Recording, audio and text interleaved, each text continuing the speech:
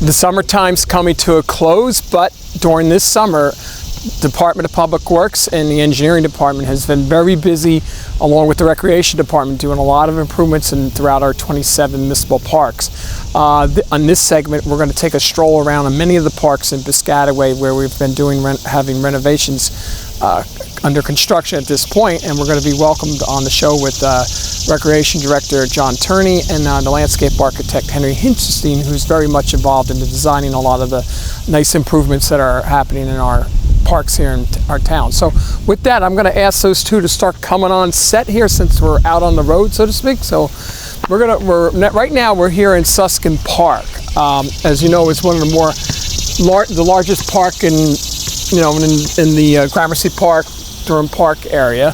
So this is a park, John, that has pretty much everything you could think of here in this. It does. We've got it all in this park, and now with the pickleball courts. Yeah, and that's what we're going to talk about lastly. But if you look at it, we have a award-winning playground set up out here. You have a nice, beautiful basketball court, a regulation tennis court. This was installed, I believe, last year. 2 years ago, yeah. 2 years ago. This is an adult fitness component. It's one of two we have now currently in Piscataway Township. At some point, we're going to install a couple more, but anytime I come by here on the weekend, this adult equipment is being used. It's been a great success. It's incredible. I mean, you didn't think that people would want to be, you think they want to be inside burning off calories, but no, people now like to pull up. And I hate to say this, that when we installed that in Prime Park during COVID, a lot of people were outside in the COVID when a lot of the gyms were shut down. Yep, that's when it got a huge use. And that's when it built up a following. So, I think what we're going to do is we're going to walk over to here. This is, between John and Henry, maybe you guys discuss what is this all about? Well, this was the addition of the pickleball courts over to the site. So we had a little bit of room.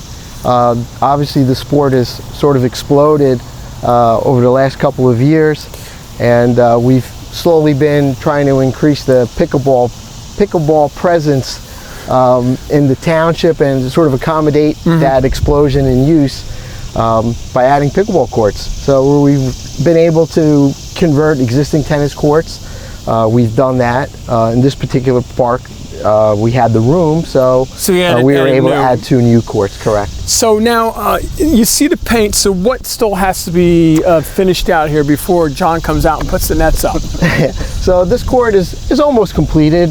There's another coat of color that still remains to be installed on the courts, the lines, and then after that there's some benches, litter receptacles, some concrete work for ADA accessibility as far as walks go, and then the courts will be ready to be used. So we're very close. We're near the finish line. By October, we're expecting to have this. Yeah, hopefully by the end of this month, actually, but the end of September. Just in time for beautiful weather, fall weather out here.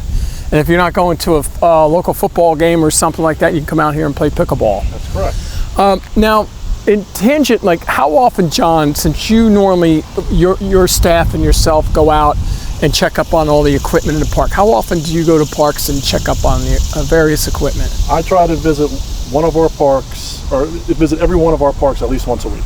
Okay. And get out, look at the equipment, make sure everything is in functional shape. If something needs to be replaced, I call my staff. If they haven't already noted it to replace it, they'll come out and do it right away. Yeah. To make sure basketball nets, tennis nets, garbage cans need to be emptied. They're right on top of it. Yeah. Like for instance, there's one of the pieces of equipment is down right now because a part broke on it, and you have to order. It's not like, as Henry knows, that in the old days you would have. Yeah. There would be an abundance of parks now. Everything's always on back order. And this is all specialized equipment, so it's not like you could just call up the company and they ship it out the next day. It takes usually a few weeks. It's specialized because the equipment's outdoor. Correct. 365 days of the year, so it's not a standard part that you'd put on if you were in a gym in an indoor facility. Right. Yeah. So. Now, one of the other problems, Henry, we were discussing before we were on camera here, is that one of the problems we're having in a lot of our parks is a lot of the trees are dying all throughout the whole parks. Yeah, as you know, we've had big issue with the emerald ash borer, and so we've had a lot of ash trees, if not almost all the ash trees in the parks, in the streets, in town, succumb unfortunately to either the emerald ash borer or some of the other diseases that are prevalent with the ash trees. But we're also finding now that, we've had some issues with some other trees. The purple plums are having some issues. Some of the oak trees are having issues. So it's an ongoing battle. Unfortunately, invasive pests and diseases are things that happen on occasion, and we deal with them. We remove them, replace them. So we've, to get to that point, we've replaced over 100 street trees and park trees this past spring. We're looking to do some more this fall and next spring as well. Now I know in this park, John, we cut down recently 3 very large oak trees. Because we had, it's a liability for the town, and obviously we don't want anybody in the parks that are using it to get injured by a branch falling and hitting somebody while they're in the park and use it. So that's why Public Works, a suggestion from either Henry or John, puts work orders in. If they can't get to it, they'll have an outside contractor supplement to do that. And one of the things we're doing is we're starting to do buffer zones around homes that back up to our parks, because there's trees also that have been hanging and falling on people's sheds and their properties, and we don't want damage being done, insurance liability. So we're trying to be proactive now and have buffer zones between the neighbors and the parks if possible. So with that, we're gonna close out this segment of at Susskind Park, and we're gonna go to our next park.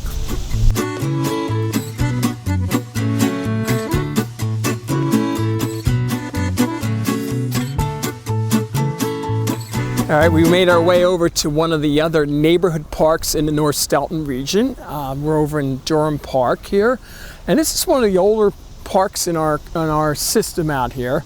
It was built basically in the late 50s or so, when all these homes were built. And John and Henry know this is one of the unique parks we have in town, where all the homes, residential homes, abut the park. It encircles the whole park. And which makes it unique. So basically, this is a true neighborhood park. Yeah, it's landlocked. It's a landlocked park. Its only access are really 3 paths that access the park from the 3 different streets that surround the park. It's so landlocked that the lighting, when PSE&G put that pole in about 40 years ago, they just dropped the pole in the middle of this thing, which we're going to have to work to move that off to the side. Yeah. But anyway, why don't you two, just the two of you, John and Henry, speak a little bit about what, I know this is one of the park improvements we did in this, because we didn't get to this last year in 2022, but this was one of the more major, I guess for lack of a better word, upgrade improvement. What was, you might want to talk about what was here and why we went this route. The reason we decided to go with the pickleball courts here is originally there was a tennis court in this location. The problem was this, and this is the high part of the high spot of the park. Yeah. But what ended up happening was that the area was just always very wet. And when we came here to try to resurface this and recolor coat this court the last time, water just happened to be seeping in from below the surface, and it was very difficult to get any of the repair products to hold. Yeah. So that's when we looked at this and we said, I think it'd be better off to come in here, do some drainage improvements, try to dry the area off a little bit, and go with something that was a little bit smaller, and again, and put something in here that I think is exploding in popularity, which is the pickleball courts. And since we have a tennis court right down the street in the park we were just at, Susskind Park, and we thought the pickleball courts would get more use. It takes up a little bit less surface area. We thought it would be a better solution with the issues. So now, Henry, so basically, John, the prior tennis court was considered an oversized tennis court? The court itself was obviously regulation, but the space it took up was a little bigger. So doing this with the pickleball courts creates more of a green space now. And I think people will come and enjoy the green space as much as they'll enjoy having the new pickleball courts to play on. So is this is also going to have a walkway leading up, and then obviously this is all going to be, additional soil brought in and reseeded. And this is a great time of the year, coming up September, to seed this all up. And since this is a naturally wet park, hopefully the seeding will take, though. Yeah, the park's sort of acted as sort of a natural sort of drainage area for all of these homes that back up to it.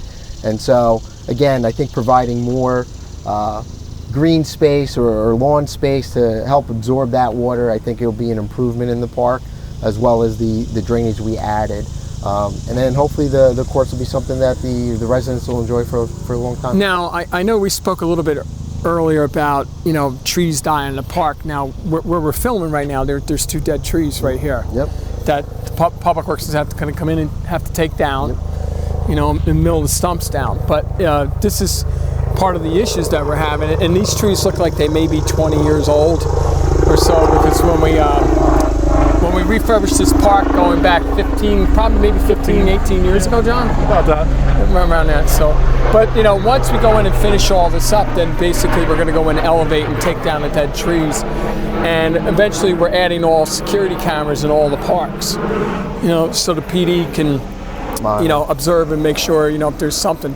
One of the big problems I would like to speak a little about that we are having in the parks, and it's not in every park, but we do have problems in some of the parks where the neighbors are just dumping, they're treating the parks that they're abutting with as dumping grounds. Like if they don't want to come in at DPW to drop off their debris and stuff, they're just throwing it over their fences, right, John? Right. That happens in a lot of our parks. And it is, first of all, obviously you shouldn't be doing that, and there's no reason to be doing that, because we do have curbside pickups through the Department of Public Works that you can call and they'll come out and pick things up. But more importantly, by doing that, it takes time out of his schedule now that Public Works has got to go out and clean up something that could have been dealt with on a curbside basis pickup, or you can go into the recycling center and drop it off. And our parks are not very, we're noted as John as one of the best park systems by maintaining it. A lot of towns, unfortunately, due to budget constraints, they'll just fix something, and if it lasts 30, 40 years, then they'll come in. But Henry, you might want to talk a little bit about the programming, what we do in our parks on it. I think that you, Brian, Mayor, and the council have done a really good job of appropriating, the funding on a yearly basis to maintain all of these great facilities that we have here in town. We have a program where, especially in the courts, we try to get out here every 5 years, do any crack repair, resurface the courts, keep them in pretty pristine condition. We find that if we do a little bit of maintenance every 5 years, the court life is going to be that much, lengthened by us doing that sort of preemptive maintenance every 5 years.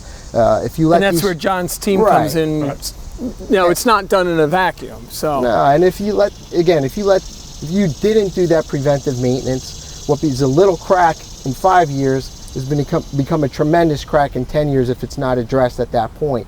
So by doing that maintenance, that crack repair, recoloring, keeping the courts in great shape, we get a lot longer, I think, viability. And as part of that, I know PCTV is going to go over and film what we were refurbishing the hockey rink over there at Byrne Park, and that was one of the issues over there at the hockey rink. Correct, John? Yeah, there was some cracking over there that needed to be dealt with, and again, it's not from lack of Henry's planning to make sure every 5 years we're keeping up with all this. It just, it gets a lot of use, and the more use it gets, the more maintenance it takes. The more wear and tear. Yeah. Unfortunately, every court's different, so certain courts can handle a little bit more movement and different types of crack repair systems. Unfortunately, the roller hockey is one that you really can't do, major crack repair work on, due to the fact that the repair systems don't allow for wheels and roller blades, things of that nature, to go over cracks that are just sort of superficially repaired. Where tennis, basketball, you can get away with that. So unfortunately, so basically with the hockey rinks, it's a mill and it's a mill and repave. When it gets to the point where it's sort of beyond that. Now let's talk very briefly the technique, what to do to put this color coating down. So once the asphalt is laid down, is there a cure period for that? Yeah, there's at minimum a 2-week cure period, and that's so that the oils that are just naturally in an asphalt product could sort of dissipate, and usually hopefully get some rain in that time, and it helps just cure the pavement and wash away some of those oils that are on the surface, natural oils from that material, from the pavement material. That allow the color coat system to adhere much better to the new asphalt. Then there's basically a resurfacer coat, 2 resurfacer coats that have texture that go on, fill sort of all the little voids and imperfections that may exist in the surface course. There's a leveling that if the courts aren't perfect, then there's a bird bath. Those areas get filled in and repaired prior to the color coat as well. 2 coats of resurfacer, 2 coats of color. So right now what we're seeing, the blue and green are the 2 coats. We're actually, I believe on this court here, we probably also have 1 coat, and there's probably 1 coat remaining. And then once that's completed, the line paint will go down, which will crisp up the borders and the perimeter of the courts and really, delineates the courts as we know it. And the hardware gets installed with the nets. Then the holes get drilled into the... They're already in here, so they're sleeved prior to the pavement taking place. They're sleeved right over there. So they're actually there. So yeah, once the courts are completed, they're ready to be. The hardware's ready to be installed. Everything has been sleeved, so that again, once the color's completed, it's an easy come in, install the hardware, and you're ready to go. So there is a method to the madness out there with this, and it requires a lot of good weather. Yeah, unfortunately, yeah. Yeah, that's the biggest. This is something you can't do over the winter. You can't do it in early spring. Yeah.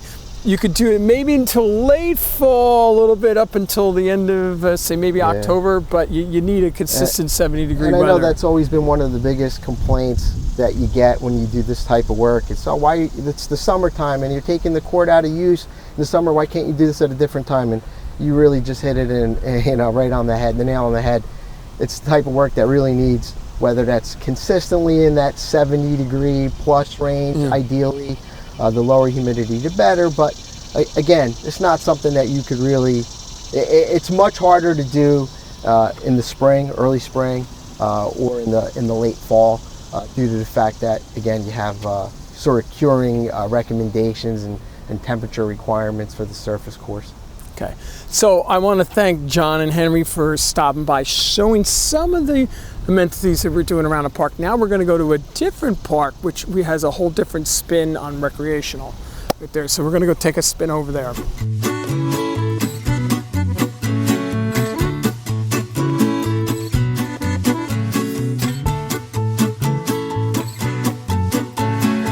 Well, we made our way over from the North Stoughton region. Now we're over in the Columbus Park area along Lakeview Avenue. And Columbus Park, John, is one of the largest parks that we have in our community. Yes, it is. It's it's not just in one centralized location. It kind of spreads out from this location all the way across Washington Avenue, back across to 11th Street, and down back to Greenwood Avenue, and all in that general vicinity. Basically everything near the New Market Pond. Basically. Yeah.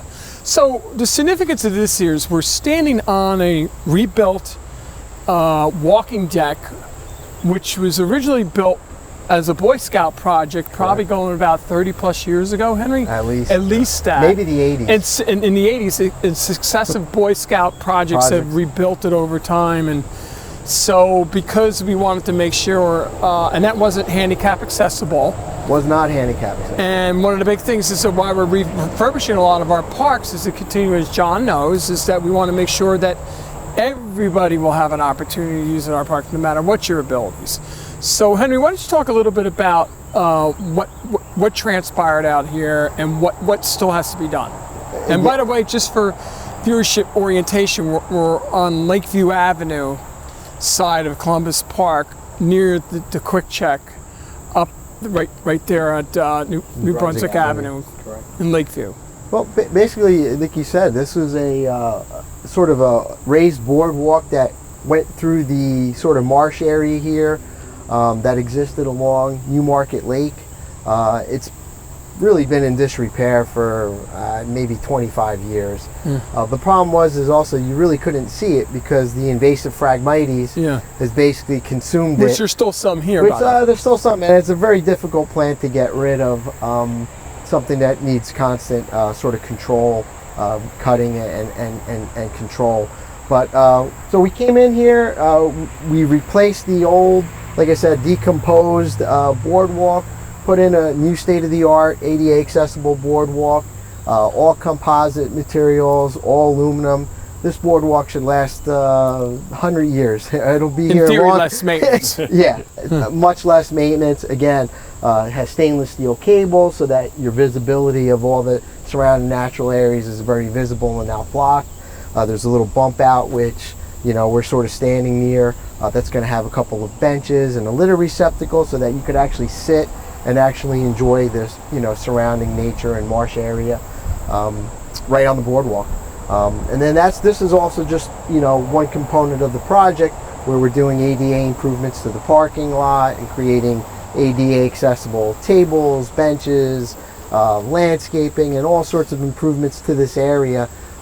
Again, just to rehabilitate what was here that was sort of So depressed. I want to jump in and give a little historical analysis here. So when I was a kid growing up here in town, John, there used to be grills out here that you could pull up and put charcoal briquettes on and have your family have a barbecue here. Yeah. And I think the reason why we got away from that because too many people started lighting it, just throwing it, and some fires started happening. And They weren't putting it in the barrels that were supposed to be there.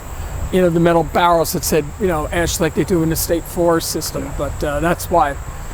Yeah, they were actually here when I was here. I remember them. Yeah. And There was actually still one here. There was actually one Yeah. that got pulled out just recently. It was again consumed by invasive But vegetation. we do encourage residents to come down when these facilities like this are finished. You want to come down and have lunch or dinner down here. You're more than happy. Although the barbecues are gone. Yeah. Again, there's going to be, you know, I think we have about 8 brand new tables, many of which are going to be handicap accessible. So yeah, this is going to be a great picnic spot. There's plenty of shade. So yeah, it's going to go back to that, I think, historical picnic use that maybe existed Well, the here a funny long thing, time and then ago. we're having security cameras down There'll here. be security cameras here as well. Because one of the problems we were having down in this area is that we were having illegal dumping going on, constantly.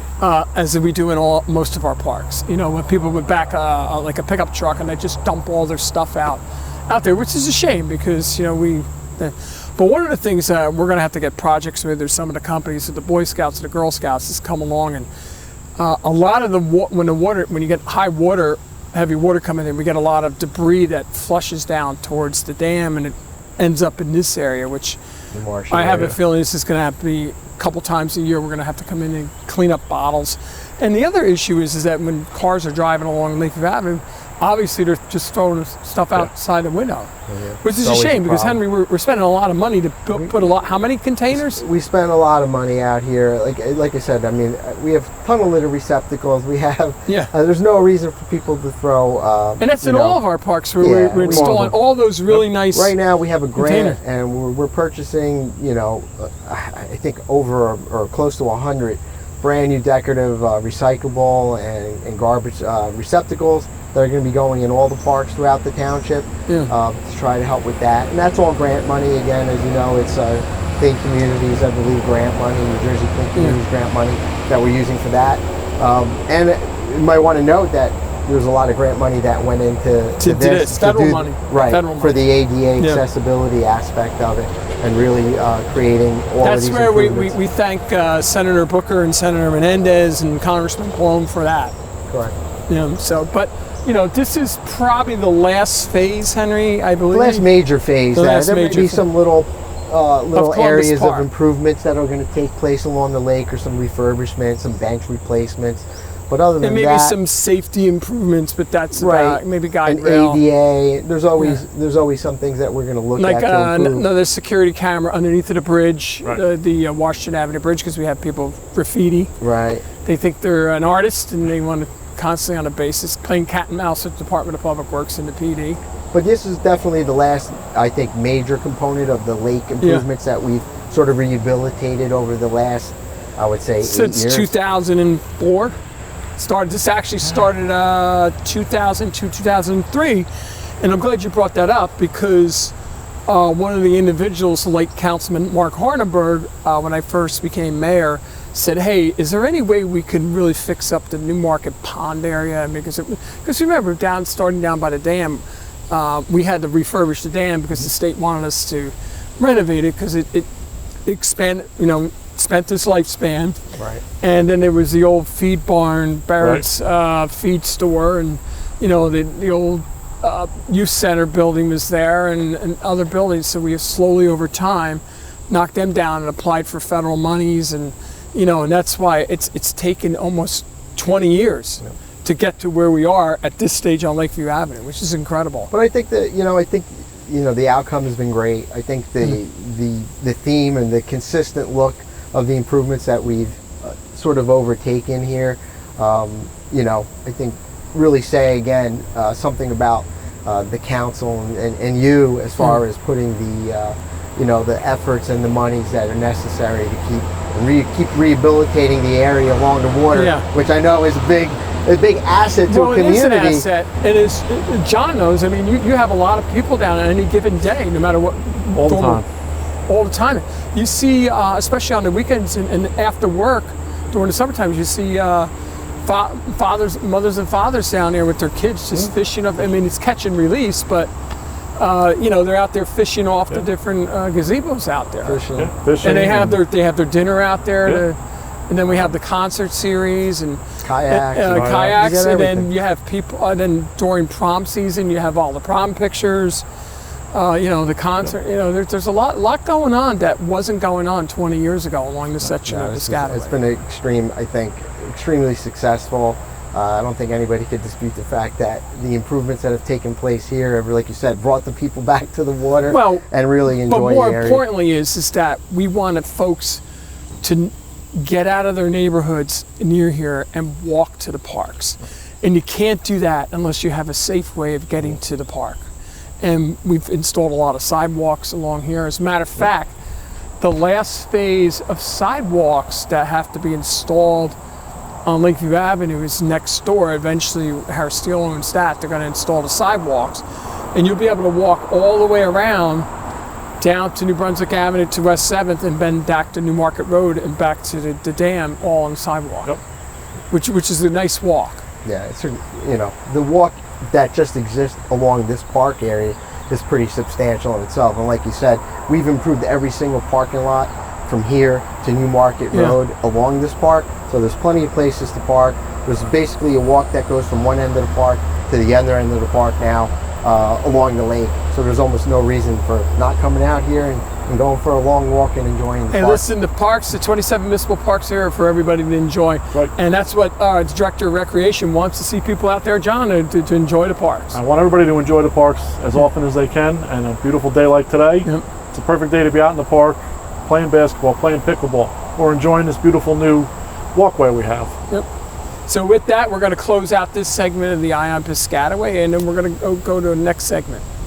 Repeat after me. I, Patrick Berry. I, Patrick Berry. Do solemnly swear. Do solemnly swear. That I will support. That I will support. The Constitution. The Constitution. Of the United States. Of the United States. And the Constitution. And the Constitution. Of the State of New Jersey. Of the State of New Jersey. That I will bear true faith. That I will bear true faith. And allegiance to the same. And allegiance to the same. And to the governments established. And to the governments established. In the United States. In the United States. And in this state. And in this state. On the authority of the people. Under the authority of the people. That I will faithfully. That I will faithfully. Impartially. Impartially. And justly. And justly. Perform all the duties. Perform all the duties. Of office probationary police officer. Of office of probationary police officer. For a term beginning July 24th, 2023, according to the best of my ability. That one again? Okay. For a term of a year. Yeah, what would you say according to the best of my ability? According to the best of my ability. Sounds good. All right, sounds good. Congratulations. Thank you, I appreciate it. Congratulations. I, Thomas Abode. I, Thomas Abode. Do solemnly swear. Do solemnly swear. That I will support the Constitution of the United States. To support the Constitution of the United States. And the Constitution of the State of New Jersey. And the Constitution of the State of New Jersey. That I will bear true faith.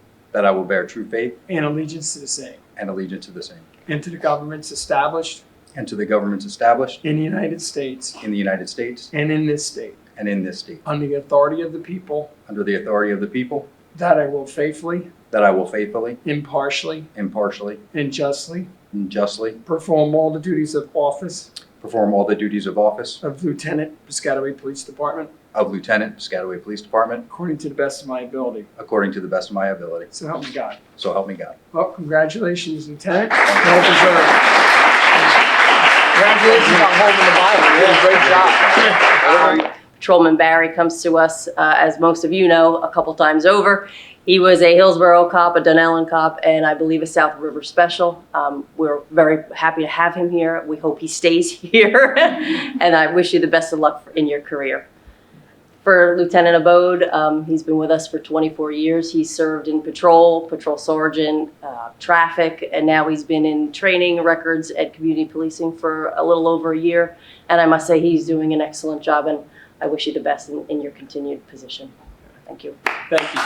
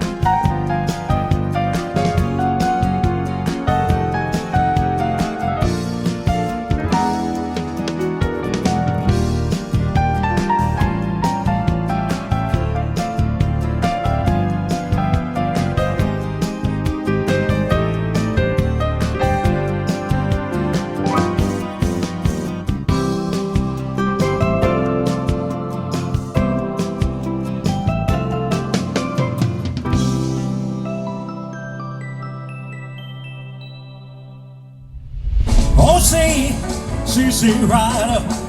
Oh, see what you have done. I said, see right up. Oh, see what you have done. Well, God, you made me love you, and now the man is gone. That's what I say. She's ever loving early in the morning, just for me. Oh, yeah.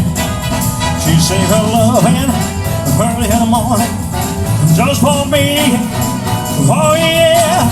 Well, she my baby, don't you understand? You touch my hand and I'm a king. Your kiss to me is worth a fortune. Your love for me is everything. I guess I never know the reason why you love me as you do. That's the wonder of you. Get me higher and higher, it's running through to my soul. Yeah, girl, you wanna set me on fire.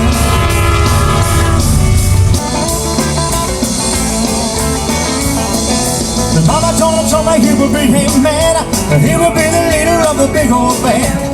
Many people coming from miles around, hear you playing music when the sun goes down. Maybe one day they would be his light, saying Johnny, be good tonight. Go, go, go, go, go, Johnny, go, go. No, Johnny, go, go, go, go, Johnny, go, go.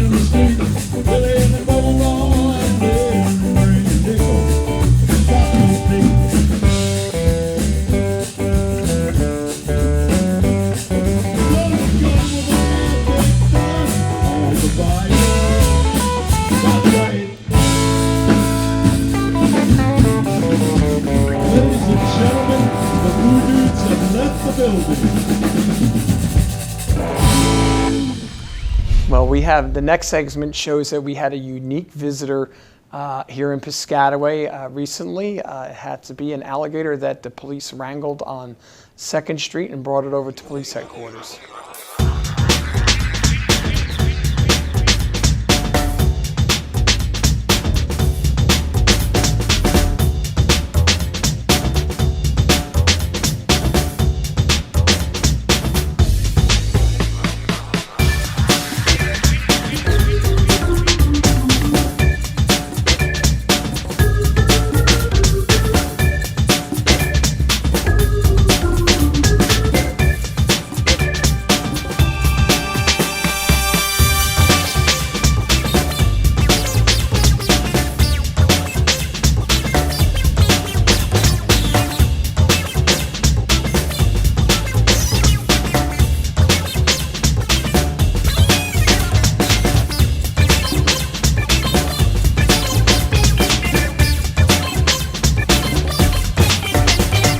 Now finally, we're going to close out the show with a solemn event held at the Piscataway Elks for Patriots Day and 9/11 service, and we'll see you in October.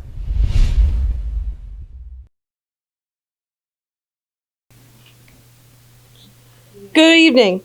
I am Jamie Gill, the president of Piscataway Lodge, Elks Lodge number 2414.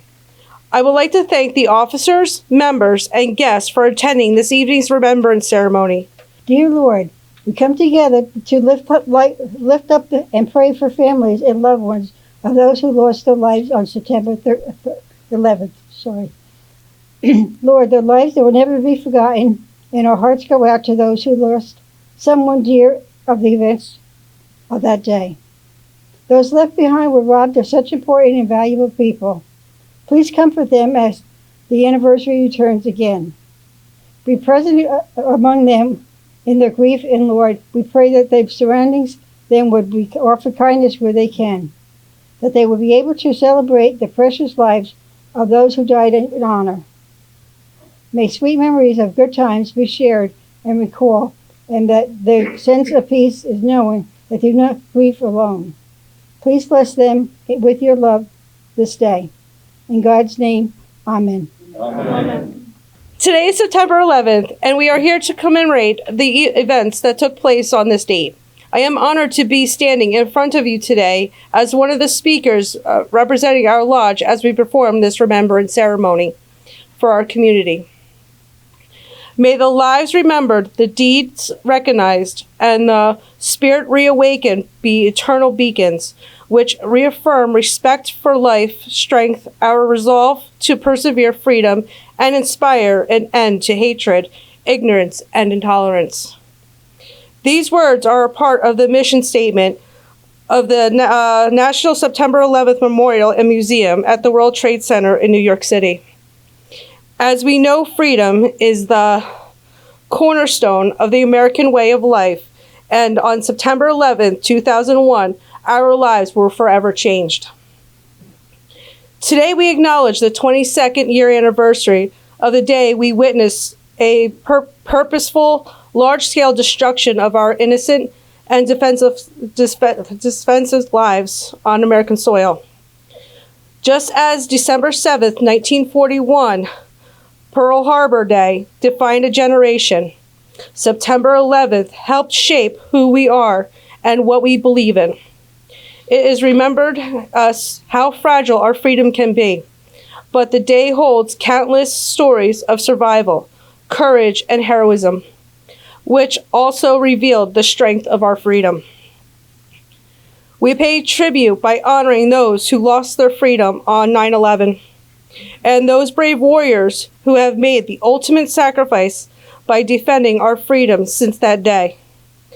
Thousands lost lives when 2 planes crashed into the World Trade Center, another into the Pentagon, and a 4th plane heading towards Washington, D.C., which fell in a Pennsylvania field. When the towers fell, 749 New Jersey residents, 3 from Piscataway, lost their lives. We felt shock, disbelief, and anguish. And as our country, we mourned and searched for answers. But more importantly, we gathered the strength to move forward. On December 18, 2001, President George W. Bush signed Joint Resolution 71, presented by the U.S. House of Representatives, designating September 11th of each year as Patriot Day. On this day, the President directs that the American flag be flown at half-staff for a moment of silence beginning at 8:46 in the morning, Easter Daylight Time, commemorating the time that the first crash on the September 11, 2001. This evening, we gather to remember the people we lost on that day. We have all seen or heard the phrase, "America will never forget." And 22 years later, Piscataway Lodge has gathered again to hold true to that claim. As we and the rest of the country mark the 22nd anniversary of this event, many of you have already revisited the emotions you felt in the moments that followed the terrorist attacks. On that clear sky blue morning of 9/11, our focus began as we watched with horror the tragedy unfolding on our television screens as the Twin Towers were engulfed in flames and slowly collapsed. As we understood the enormity of what we were witnessing, think about the courage of our policemen and firefighters who rushed into the 2 burning towers to get thousands to safety. Little did we know that only a short time later, more tragedy would befall us as a plane crashed into a section of the Pentagon and more lives were senselessly lost. Grief and sorrow struck this nation in an unexplainable way, leaving us surrounded by tears and sorrow, and only one thing left to say. Why? Why did this have to happen? What did we do so wrong? Why did you have to take our loved ones? How do we replace those who are gone? But we still will not go quietly. We will stand up and fight. United, we will stand together for what is truth, what is right. Heroes rose out of the ashes to save the life we thought was lost, never thinking what might happen, never caring what the cost. They didn't do it for the glory. They didn't do it for the fame. They only did what they knew was right. They are our heroes who have no name. United, we can build a better tomorrow. Let us finish what they began to start. Let us say a prayer for them together and keep them close in heart. As we all know, the next planned attack, a flight originally scheduled to land in San Francisco, was hijacked in midair and was headed towards our nation's capital, Washington, D.C. Getting information via cell phones and with the realization of a terrorist plan underway, 40 courageous passengers and crew of United Flight 93 took matters into their own hands as they stormed the cabin of the plane to save lives of perhaps hundreds of innocent people as their plane went down in Shanksville, Pennsylvania. We have since come to recognize Todd Beamer's phrase, "Let's roll." Let's roll, on towards that majestic goal, to defeat the enemy in his 9/11 role. Let's roll, not kowtowing to the spoil, but ever rejoicing to the mighty toil. Let's roll, notwithstanding our grief and death, for we're the ones who've been put to the test. Let's roll, not just now, but in our waning years. Lift up our torch to the welcoming cheers. Let's roll, for we are the ones who gave up our lives for our loving sons. Roll on, don't dare give up the fight, for life, liberty, and happiness is within our sight. Roll on, courageous light. In an effort to tie the three events of September 11th together, the World Trade Center, the Pentagon, and United's Flight 93, a 2-ton, 14-foot-high cross made of steel from the World Trade Center, was transported on Saturday, August 23, 2008, from New York to the Shanksville, Pennsylvania Volunteer Fire Department, as part of a monument in front of the firehouse to honor those who gave their lives on United Flight 93. As hundreds of firefighters, policemen, and citizens throughout New York, New Jersey, and Pennsylvania proudly waved our country's flag and bowed their head in prayer, the steel cross made a 311-mile journey, accompanied by hundreds of motorcyclists, many of them current or retired New York firefighters. On September 10, 2011, the first part of the Flight 93 National Memorial, which is located at the site of the crash in Shanksville, was dedicated. And on September 10, 2015, the Visitor Center was opened. And as visitors to the site gather, the Tower of Voices, a 93-foot-tall musical instrument made of steel and concrete, holding 40 wind chimes, one dedicated to each of the 40 heroes that took back the plane after it was hijacked during the terrorist attacks, will peal forth. What was a common field one day is now a field of honor forever. In New York City in 2011, at the site of the World Trade Center, the National September 11th Memorial opened. The memorial's twin reflecting pools are each nearly an acre in size and feature the largest man-made waterfalls in North America. The pools sit within the footprints where the Twin Towers once stood. The names of every person who died in the 2001 attacks are inscribed into bronze panels edging the memorial pools. A powerful reminder of the largest loss of life resulting from a foreign attack on American soil. In 2014, the memorialism opened at the site. In 2006, member Bob Martineau created a replica of the Twin Towers from the tree trunk of a fallen tree in front of our lodge. Sadly, weather took its toll on our monument, and those towers succumbed to nature. Noting this, Corey Pine, a member of Boy Scout Troop 67, inquired about a project to be completed at our lodge in order to earn his Eagle Scout badge.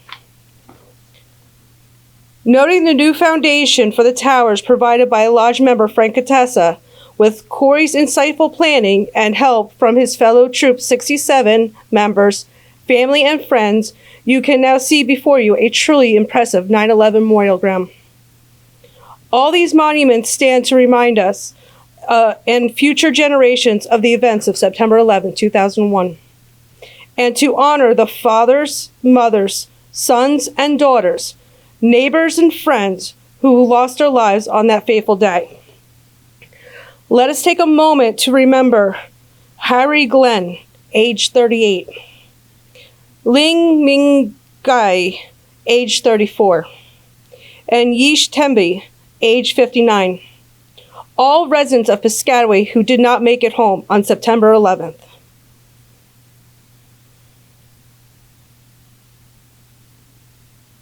Our fallen heroes' lives were not in vain.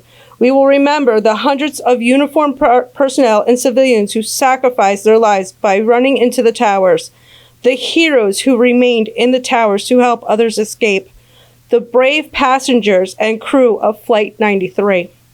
And we will remember the 184 unsuspecting victims in the Pentagon. I would like to take a moment to remember the survivors of 9/11. They are special people who have gone through pain and suffering, difficult losses, and life-altering experiences. We cannot begin to comprehend the emotions they have endured. We have the utmost respect for them, and they will remain in our thoughts and prayers. As we gather here today to commemorate the tragic day in 2001, we are trying to honor the sacrifice of first responders, civilians who were tragically lost that day. Approximately 3,000 of them. More of them were killed at Pearl Harbor. It was an attack against the American way of life and our values. By holding this ceremony, you have committed to never forget that day and reaffirm our resolve to fight against any foe that is intent on destroying us. Every year, as 9/11 comes around, I have a personal connection to that day. It was a beautiful day.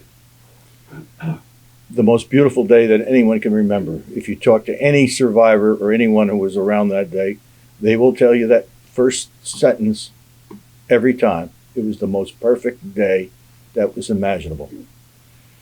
Working on the 63rd floor of the Tower 1, it brings back memories of some of my coworkers that were lost that day, 84 of them, and the sights and sounds of the building collapsing, people falling out of the sky, and terror of people trying to escape death. The anxiety of not knowing your future because in an instant your world has changed. And the thoughts of loved ones not knowing if you were alive or dead. 9/11 did not start on 9/11. It started on February 26, 1993. The bombing of the World Trade Center at the beginning of the results, which resulted in 4 deaths of Port Authority employees. Monica Smith was 8.5 months pregnant. It was her last day on the job. She was going out on maternity leave. Bill Knapp and Steve Knapp and Bill Macko were retiring the next month. They were due to retire in May. It turned out to be a rehearsal for evacuating the building on 9/11. At 8:46, the first plane struck the North Tower between 91st and 93rd floor. I was at my desk on the 63rd floor. The building began to whiplash both back and forth, with me hanging onto the desk, wondering if the building was going to break in half. After whipsawing back and forth several times, it just stopped. We immediately started to move down the staircase until we reached the 44th floor. By this time, the lower floors had been filled with people, and so we had to wait. Then we heard a loud explosion. We didn't know what it was at the time, but it was the South Tower, which was struck. We managed to get out of the street 10 minutes before the South Tower was started to collapse. All we could see was smoke and fear. The building was falling on top of us. Luckily, I made it home that night, not knowing what my future would be. 3,000 people died that day. If the terrorists had waited another 20 minutes, the building would have been full, and the casualties would have been 7,000 to 9,000. On any given day, the population of those two towers is 50,000 people, not counting the tourists and people just wandering around the building. That is about the population of Piscataway. I think it's a little bit less than your population in the town. 22 years, and we have rebuilt and destroyed our enemies, and by keeping the memories and honoring those who perished, we strengthen our resolve against those who do us harm and unite us all as Americans. Thank you. As we look back on the events of September 11th, 2001, we remember the bravery, courage, and humanity shown that day, and the many to follow. Remember those lost and those whose lives will have been changed forever. May we never forget. This concludes our Patriot Day Remembrance Ceremony. God bless America and God bless our troops. Thank you all for coming,